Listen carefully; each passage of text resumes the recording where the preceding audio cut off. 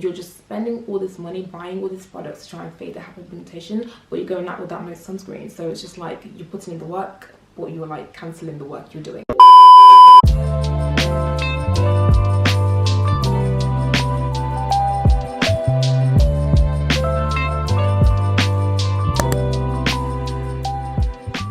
Hi guys, welcome back to my channel. If you're new here, my name is Duni and I make skincare videos. If you're new here and you enjoy my content, please stick around, like, comment and subscribe. And without further ado, let's get into today's video. In today's video, I'm going to be sharing my favorite ingredients to help with hyperpigmentation. So if you guys know, like, I have oily combination acne prone skin, and what usually comes with having acne prone skin is having post-inflammatory hyperpigmentation, which is literally like the pigmentation left over after the acne goes away. And also because I'm a person of color, I have more melanin than like others. I'm more prone to suffering from PIH. So in today's video, I'm going to share with you guys, the ingredients that help me with fighting and like reducing the hyperpigmentation left over after I have a breakout. Most of these ingredients work by affecting the activity of tyrosinase, and tyrosinase is the enzyme that produces melanocytes. Melanocytes are cells and they produce melanin. So by affecting tyrosinase activity, they are essentially reducing how much melanocytes are produced, and this decreases how much melanin they produce, and in essence that decreases how much pigmentation you get on your skin. To start with, I'm going to talk about the AHAs I use. AHAs are alpha hydroxy acid, and these consist of lactic acid, mandelic acid and glycolic acid. AHAs essentially work by breaking the cohesion between your carotenoids, and carotenoids are differentiated keratinocytes. So basically they break the bonds between the cells at the top layer of your skin, and they also work by decreasing epidermal thickness. So by breaking the bonds in between your keratinocytes, your skin is able to literally shed that first layer of skin more easily. This promotes cell turnover. You get new skin come through. So obviously if you're shedding that top layer of your skin, you're shedding the pigmented, the PIH on your skin. So yeah, that's how AHAs essentially work. The main AHA that's consistent in my routine is Mandelic acid. Mandelic acid is the most gentle AHA in the group of AHAs because it's a larger molecule, and because it's a larger molecule compared to lactic acid and glycolic acid, it penetrates the skin a lot slower.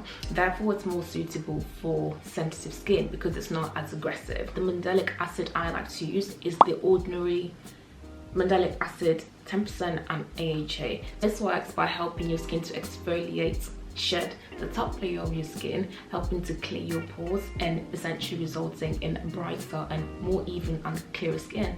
With using AHAs, you have to be careful about how much or how often you are using them, because they are literally shedding the layers of your skin, and if they are used too often, it can damage your skin barrier, and by damaging your skin barrier, you're risking sensitizing your skin, and if you sensitize your skin is more photosensitive, so it's more like sensitive to the sun. You don't have to use AHAs every single day. You only have to use them once or twice a week. The next ingredient I like to use for pigmentation is azelaic acid. So the one in my routine is the Face Theory Azelaic A15 serum.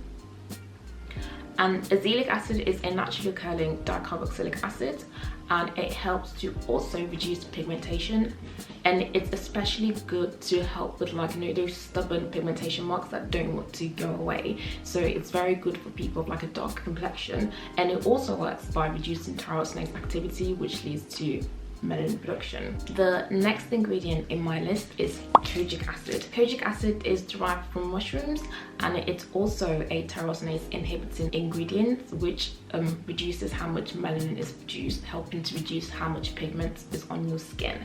However, you have to be careful with Kojic acid because it is known as a skin lightening ingredient. So I'd be careful about using it on your face. I'd recommend it more with using it on parts of your body where you want to even out your skin tone.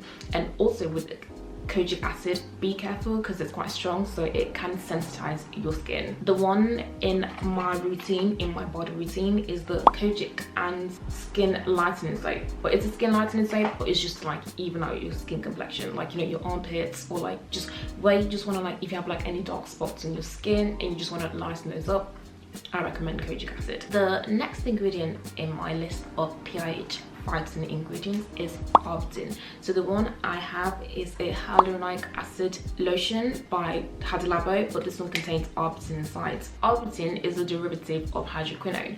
It's a depigmentating ingredient and it works by inhibiting tyrosinase activity whilst also preventing melanocytes maturation. Arbutin isn't as effective as chemically exfoliating, but it's also like a more gentler way of like fighting hyperpigmentation or reducing pigmentation, like if you don't want to go down the chemical exfoliant route. The next ingredient in my routine is licorice root extract, and the one I have is the Good Molecules Niacinamide Brightening Toner, but this contains licorice root extract. Licorice root extract is another depigmentating ingredient and it works via two components inside it. The first active component of licorice is Arbutin, and Arbutin is a tyrosinase activity reducing component, and the second component is licorice. So licorice works by dispersing the melanocytes. Next we have vitamin C. So I have two, and I've mentioned both of them before in my videos, and the first one is the Mandelic C-Tetra Lipid Vitamin C Antioxidant Serum, and the Glossier Super Glow Vitamin C and Magnesium Serum. Vitamin C, also known as L-ascorbic acid, is an antioxidant and it works by affecting the reducing step of tyrosinase synthesis. And finally, and I'm sure you guys already know what I'm going to talk about, but it's literally just making that you apply your sunscreen. So the three sunscreens in my routine at the minute is the Bondi Sands Broad Spectrum SPF 50, the Crave Beat the Shield SPF 50+, and the Bio UV Watery Essence SPF 50+. These sunscreens, they're all oily combination skin friendly, all melanin skin friendly. They don't leave a white cast, they give you like a different finish to your skin. So if you want like a more glowy skin, go for the Bondi Sands one because it's quite thick, it's quite moisturizing. However, if you want something more on the lighter side, go for the Bio one. So make sure you apply your sunscreen, because if you have hyperpigmentation that you're trying to reduce, if you go out in the sun without protecting your skin, the exposure to the sun is just gonna darken the hyperpigmentation. So you're just spending all this money buying all these products to try and fade the hyperpigmentation, but you're going out without no sunscreen. So it's just like you're putting in the work, but you're like cancelling the work you're doing by going out without protection. So make sure to wear your sunscreen. Those were all the ingredients and products I personally use in my routine. However, I just want to mention some extras and some other popular like methods and ingredients popular for helping to reduce pigmentation. The other two AHAs I mentioned at the beginning are glycolic acid and lactic acid, but keep in mind that these ones are quite stronger, they're more harsh on the skin than Mandelic acid, so you know, proceed with caution if you want to use these. We also have citric acid and salicylic acids.